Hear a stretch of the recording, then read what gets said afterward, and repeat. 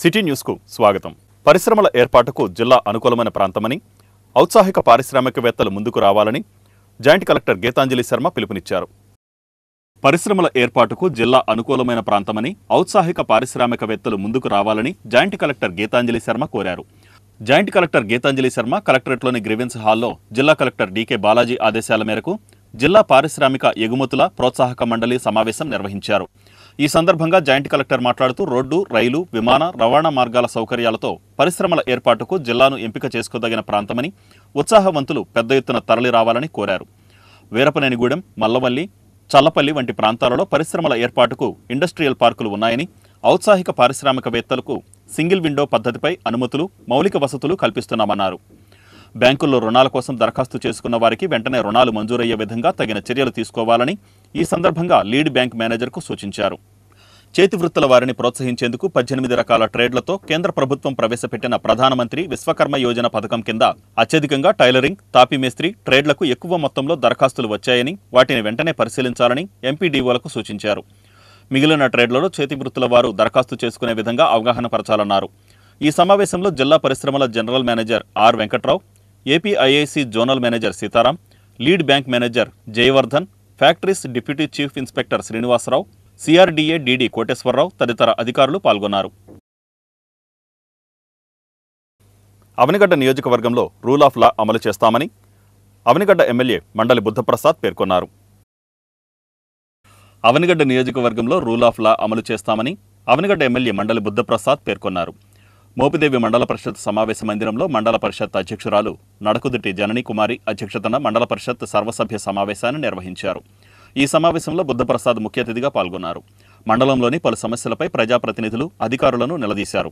జగనన్న లేఅవుట్లో అవకతవకలు, సమయపాలన లేని కరెంటు కోతలు, నాడు నేడులో అక్రమాలు జరిగాయంటూ అధికారులను ప్రజాప్రతినిధులు ప్రశ్నించారు. అనంతరం బుద్ధప్రసాద్ మాట్లాడుతూ గత ప్రభుత్వంలో జరిగిన అవకతవకలను అధికారులు స్వచ్ఛందంగా సరిదిద్దుకోవాలన్నారు. లేని వారిపై చర్యలు తప్పవని హెచ్చరించారు. కార్యాలయాలకు వచ్చే ప్రజలను అధికారులు తిప్పుకోకుండా సకాలంలో పనులు చేయాలని సూచించారు. గ్రామాలలో చట్ట వ్యతిరేక కార్యకలాపాలు జరగకుండా పంచాయతీ కార్యదర్శులు, వీఆర్ఓలు చర్యలు తీసుకోవాలన్నారు. గ్రామ పంచాయతీలలో కార్యదర్శులు, సర్పంచులకు తగిన గౌరవం ఇస్తూ పరస్పర సహకారంతో గ్రామాలను అభివృద్ధి పదంలో నడిపించాల్సిన బాధ్యత సర్పంచి, కార్యదర్శులపై ఉందన్నారు. ఉప ముఖ్యమంత్రి పవన్ కళ్యాణ్ సహకారంతో గ్రామాలను పూర్వ వైభవం దిశగా నడిపిస్తానన్నారు. ఈ కార్యక్రమంలో జడ్పీటీసీ సభ్యులు మేడబలిమి మల్లికార్జునరావు, ఇన్ఛార్జి ఎంపీడీఓ రామలింగేశ్వరరావు, మండల పరిషత్ ఉపాధ్యక్షులు కడవకొల్లు సీతారామాంజనేయులు తదితరులు పాల్గొన్నారు.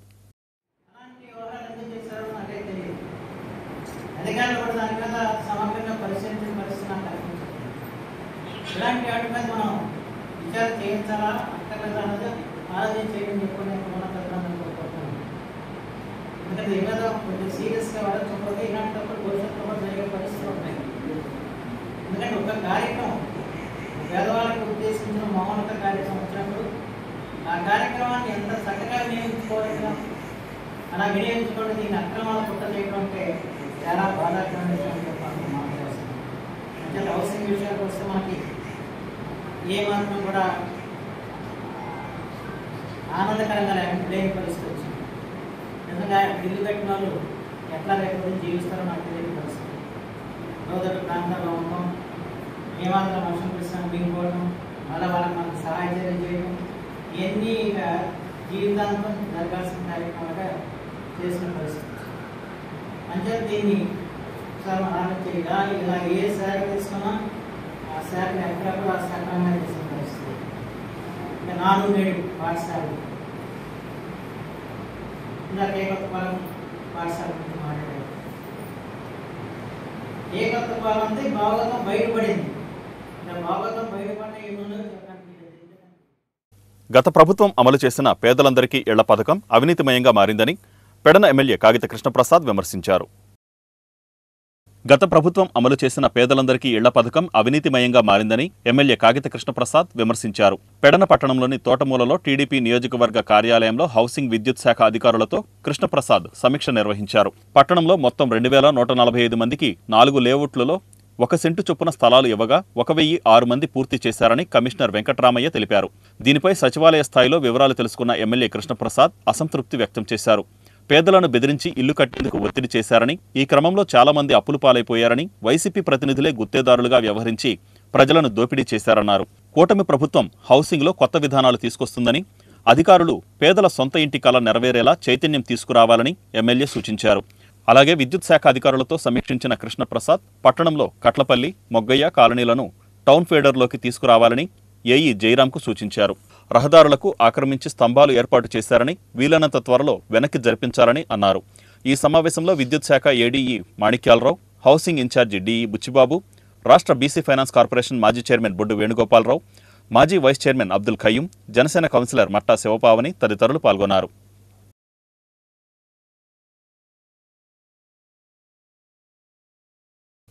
మార్కెట్ ధరల కంటే బియ్యం, కందిపప్పు తక్కువ ధరలకు ప్రభుత్వం అందిస్తోందని జాయింట్ కలెక్టర్ గీతాంజలి శర్మ తెలిపారు.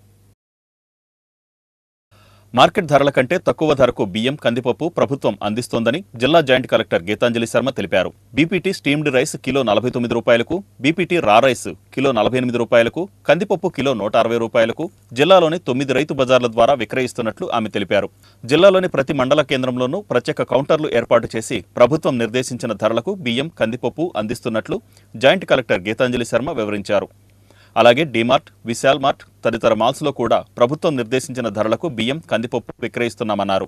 మార్కెట్ ధర కంటే తక్కువ ధరకు లభించే బియ్యం, కందిపప్పు పొందడానికి రేషన్ కార్డు తదితర నిబంధనలు లేవని, వినియోగదారులు తమకు అవసరమైన పరిమాణంలో వీటిని పొందవచ్చునన్నారు.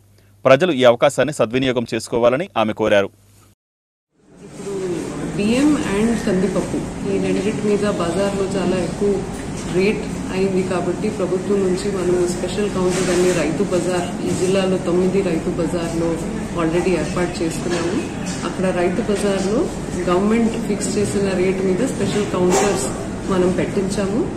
So BPT variety steam rice 49 rupees per kg, BPT variety raw rice 48 rupees per kg and కందిపప్పు రూపీస్ 160 పర్ కేజీకి మనము అమ్ముతున్నాము. ఈ మార్కెట్ కంటే తక్కువ రేటు. మార్కెట్లో ఇప్పుడు ఫర్ ఎగ్జాంపుల్ కందిపప్పుది 180 రూపీస్ పర్ కేజీ. సో 20 రూపాయలు తక్కువ రేట్లో మనం రైతు బజార్లో స్పెషల్ కౌంటర్స్ పెట్టేసి అమ్మిస్తున్నాము.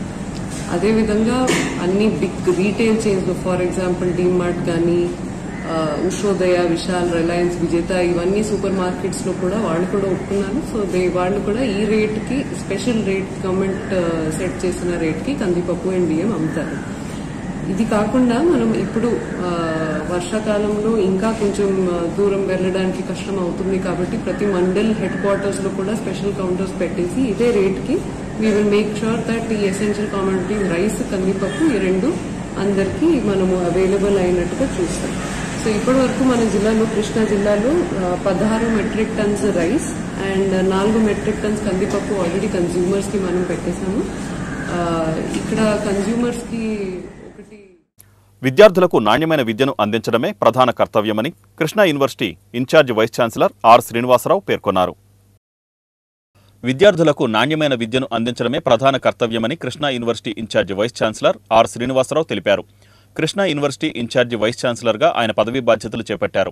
కాకినాడ జేఎన్టీయూతో వివిధ హోదాలలో పనిచేసిన శ్రీనివాసరావును కృష్ణా యూనివర్సిటీ ఇన్ఛార్జి వైస్ ఛాన్సలర్గా ప్రభుత్వం నియమించింది. ఈ సందర్భంగా ఆయన మాట్లాడుతూ విద్యార్థులకు సక్రమంగా తరగతులు నిర్వహించడం తన తొలి ప్రాధాన్యత అన్నారు. విద్యార్థులకు నాణ్యమైన విద్య అందించడం లక్ష్యమన్నారు.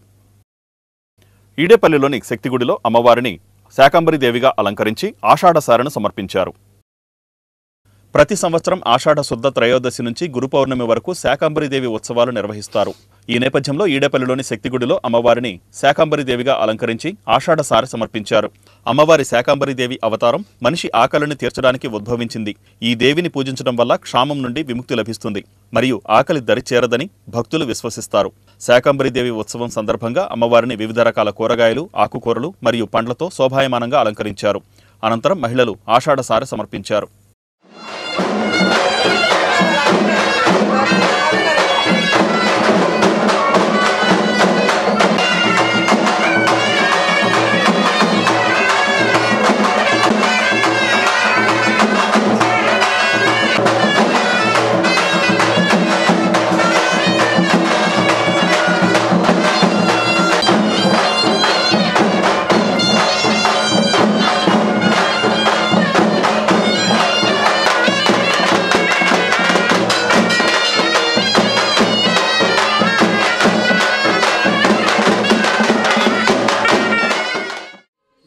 మచిలీపట్నంలో ఉన్న ఈడేపల్లి శక్తి దేవాలయంలో శాకాంబరి అలంకరణతో కొలువున్న మహాతల్లి యొక్క అలంకరణ చేశారు.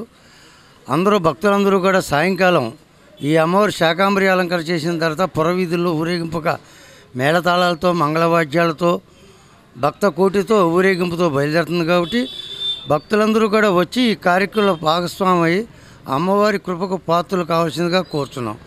అలాగే రేపు 1వ తారీఖు మహంకాళి అమ్మవారు హైదరాబాద్లో ఎలాగో ఇవాళ మచిలీపట్నంలో భద్రకాళి బోనాలతో రేపు 1వ తారీఖున అత్యంత వైభవంగా బోనాల కార్యక్రమాలు జరుగుతాయి.